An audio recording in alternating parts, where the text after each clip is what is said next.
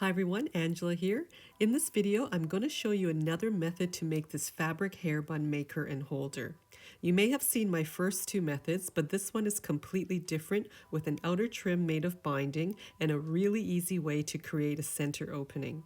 Again, it's a great way to use up small pieces of scrap fabric. It makes a wonderful gift, and along with scrunchies, you can add this item to your hair accessories business. You can use any fabric that you like. You can make this with just one fabric or use fabric for the main piece and a different fabric for the trim. If you don't want to make your trim, you can use ready-made folded bias binding. Ideally, it should measure 3/4 of an inch or 2 centimeters wide. If you can't find that, you can use 1 inch or 2.5 centimeters wide, but no wider than that. I'll be using my wide quilting ruler with the silicone template grips on the back so that it doesn't slide around when I cut my fabric, a small grid ruler and a measuring tape, a rotary cutter, my favorite Kai scissors, thread snippers, a vanishing marking pen, pins and fabric clips. I'm also going to use a few extra long 2-inch or 5 centimeter long pins.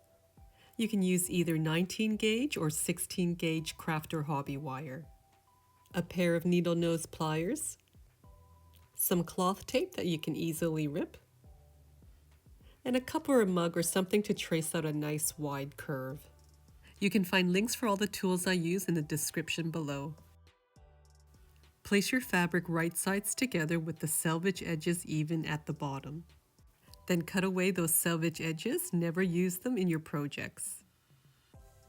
Then cut your pieces 14 inches or 35.5 centimeters long by 4 inches or 10 centimeters wide.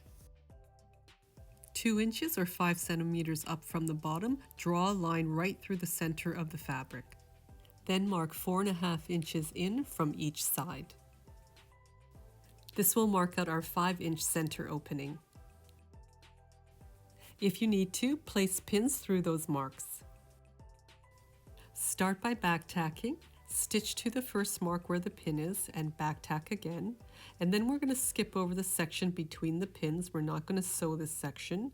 And then back tack at the second mark, stitch to the other side and finish with a back tack again. Now remove the 2 pins and lift up the top layer so that you're putting wrong sides of the fabric together, matching the long edges. Lift your fabric, lay it down, pull at the edges so that you can see that center opening, and then press that center seam nice and flat. If you want, you can edge stitch around the entire opening, but it's not necessary. I'm just going to reinforce each end by sewing a few short stitches back and forth.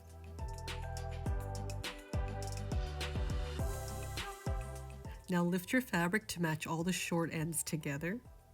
Then use your cup or whatever you have to draw a nice curve right into each corner.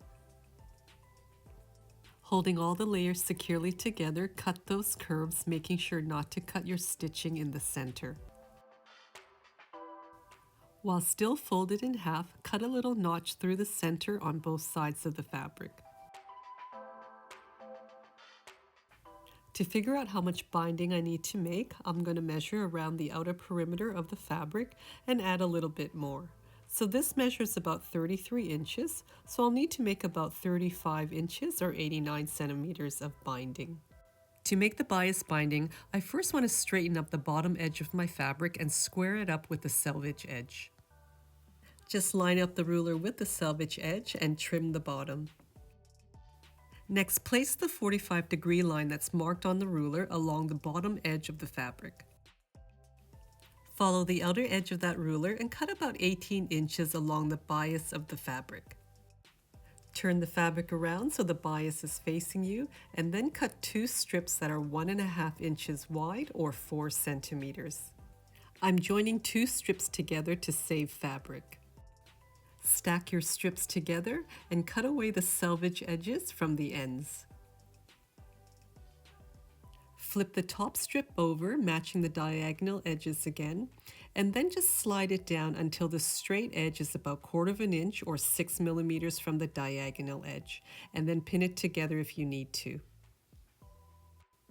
Next, stitch from corner to corner using a 1/4 inch or 6mm seam allowance, back tacking at the start and finish of the seam. Press that seam open flat and trim off those little corners from the sides.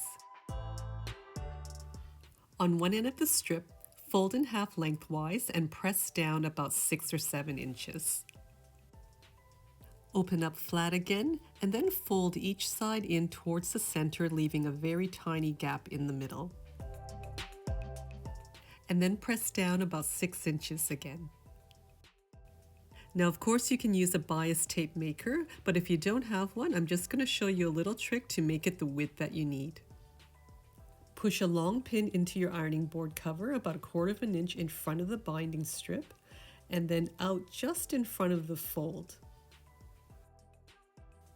Go across the width of the binding and then push your pin in just on the other side of the fold and out of the cover again. Now repeat this step about 4 or 5 inches across the binding. Place an iron in between, making sure not to touch any plastic on the pins. Gently pull the binding through while guiding the sides evenly with your other hand to keep that gap in the middle. If you're enjoying this video, make sure to like, share, subscribe, and leave a comment below. Now we need to fold and press all of the binding along the center, but we just want to leave the front slightly narrower than the back like this.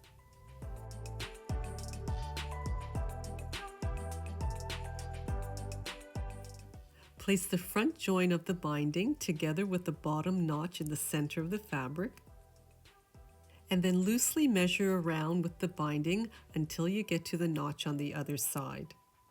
And then just cut that end of the binding straight across. This is where we start the stitching. Pin it if you need to. Now you can attach the binding all around by sewing through all the layers in one go, but it can be a little difficult, so I'm going to show you in 2 steps. First, open up your binding and fold the short edge over about 3/8 of an inch or 1 centimeter. Then match the folded edge to the notch at the side. Now when we stitch the binding to the fabric, we're not going to stitch right in that crease, but just a tiny little bit over to the right of it. Make sure that your edges at the side are even and lined up. Start your stitching by back tacking and then stitch right beside that crease. As I'm stitching, I'm pulling and stretching the bias binding just a little bit. You really don't want to stretch it too much. For the binding to sit flat around the curve of the fabric, we're going to have to cut little notches along the edge of the binding. Cut the notches about 1/2 inch apart and about halfway towards the crease. Make sure to continue matching the edges at the side when you're sewing around the curve. When you come around to this straight area, you don't have to cut any notches, but you will again for all the other curves.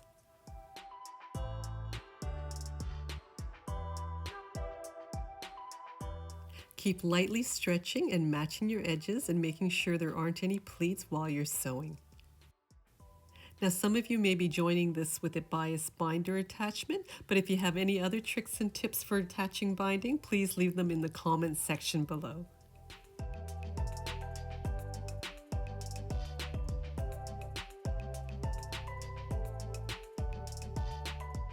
When getting close to the start again, I like to clean off the threads. From the fold, we want to cut the binding end with a 3/4 of an inch or 2 centimeter overlap. Line up the creases again, continue stitching, and back tack to finish. Lift the ends of the binding together so that the fold is straight across. We need to keep this section in the center as an opening. We'll hold the sides in place by doing a few stitches to the right of that outer crease. This way, when we turn the binding over, those little stitches aren't going to show. Taking a look at the curve again, see how the notches open up to sit flat? We need to cut notches on the other side of the binding. So wherever you made your first set of notches, just mirror it and cut on the other side, again about halfway towards the fold. And then just repeat for all the other curves. Now when the other side of the binding is folded over the fabric, that folded edge should just cover the original stitch line. Put a pin through all the layers, just beside the fold exactly where you'll be edge stitching the binding, and you can see that the stitching is going to catch the edge on the other side beautifully. Remember that the back is slightly bigger than the front, but by the time you turn it over, it'll take up some of the excess. Now pin or clip the binding all around if you need to. I like to pin so that I can see exactly where the stitching is going to be, and it really doesn't take that long. Now when you're edge stitching, should you completely miss the edge of the binding on the other side like this, it's not the end of the world, it'll still hold, it just won't look quite as nice.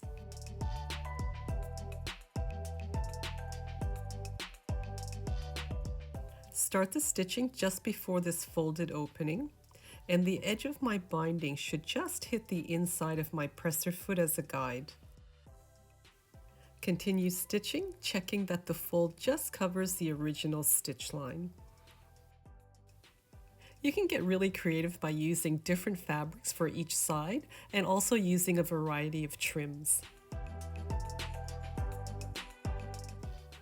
Backtack well at the end of your stitching, trim your threads, and you can see that the stitching has caught the edge on the other side nicely.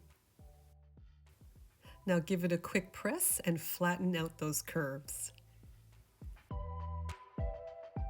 For the wire, you can use either a 19 gauge or a 16 gauge that's a little bit heavier. For this video, I'm going to use the 16 gauge because I used the 19 in my other two videos. Pull out a nice long length and then use your needle nose pliers to turn and squeeze the end so that it's round and flat. Then rip a piece of tape about a ½ inch or a centimeter wide and wrap it around the end just a couple of times, keeping it flat. Cut it and save the other piece for the other end. Now clip that to the side and just measure the wire around the outside edge of the fabric. We want to overlap the ends by about 3 or 4 inches. Cut it with your needle nose pliers and then turn and tape the ends as before. Insert one end through that folded opening and keep threading in until the other end of the wire disappears into the fabric and both ends are well away from the opening. To make a hair bun, slip your hair through the center opening, flip it once, and slide it down about halfway down your hair. Turn it under several times until it's snug against your head and bring the ends of the fabric together. Twist the ends into a bow, and this will keep your hair neatly in place. Thanks again for watching. Be sure to check out my other videos and to like, share, subscribe, and turn on all of your notifications. Until next time, happy sewing!